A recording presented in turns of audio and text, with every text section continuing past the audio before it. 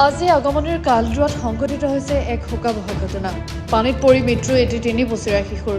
জানিব পৰা মতে ঘৰৰ দমকলৰ পানী পৰা গাঁতত পৰি মৃত্যু হৈছে শিশুটিৰ। হেলি থকা অৱস্থাত গাঁতত পৰি যায় বুলি সন্দেহ কৰা হয়। গাঁৱৰ ব্যক্তি এগৰাকীয়ে দেখা পাই চিঞৰ বাখৰ কৰাত ঘৰৰ মানুহ আহি শিশুটিক উদ্ধাৰ কৰে। শিশুটিক ততাতৈয়াকৈ আগমনী সমূহীয়া স্বাস্থ্য কেন্দ্ৰলৈ লৈ আহি থকা সময়ত শিশুটি মৃত্যুবৰণ কৰে বুলি জানিব পৰা গৈছে।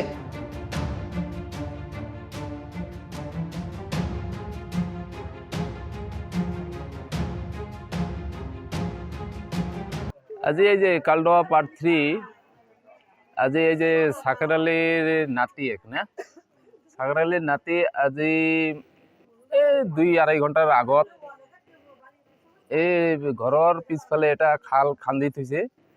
এই তাতে অলপ মানে পানী আছে।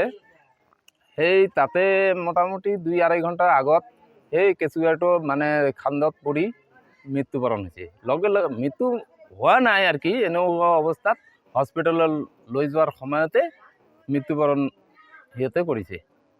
লগে লগে পুলিচক ইনফৰমেশ্যন কৰা হৈছে, পুলিচ আহি আছে।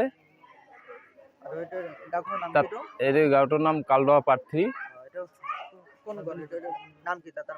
নাম হ'ল সাকেৰ আলী। দাদা সেইটো খেলি থকা অৱস্থাত সিহঁতে তাত পানীত পৰি আছে।